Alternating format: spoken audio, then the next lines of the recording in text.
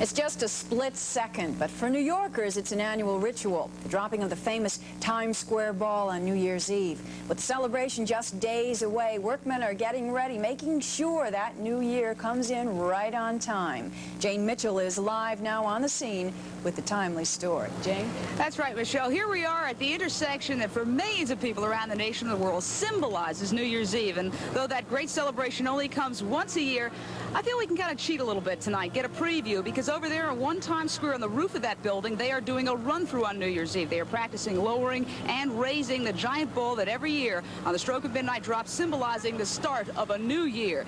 Now, while we're getting ready to bring in 1983, it might be interesting to reminisce a little bit and think about how we celebrated the start of 1982.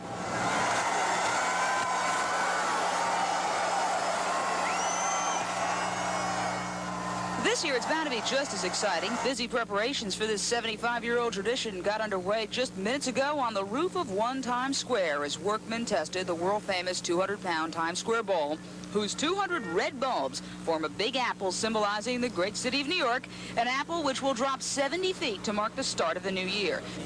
1 minute to 12, my heart starts going. You have a crowd up here, and we have trouble seeing signals, and we're going out of our minds here trying to get things right. But it always does go right, doesn't it? Yes. Never had a slip-up? God, never. How about this year? How's it going to go? Going to be perfect. Perfect. The job of preparing the famous sphere has been in the hands of one family for 3 generations, family called the Stars. Same number of bulbs, the same amount of wattage, the same procedure is exactly unchanged since 1908.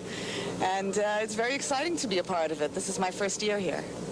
You know, almost everything is automated these days. Not so this celebration. They're still using the same hand pulley system that was invented way back in 1908. Now, they're going to practice dropping the ball in just a couple of minutes. We won't be able to show it to you because they're not going to put the lights on the ball for fear of giving anybody on the ground the wrong impression that this might actually be New Year's Eve. So it's going to happen in a couple of minutes, and of course, you're going to be around to see it on the night itself. One other strange thing, you know, it's so warm out here. We always think of New Year's Eve as a cold celebration, and really, it's warm enough to be out in shirt sleeve. It's really kind of amazing. Back to you, Jim.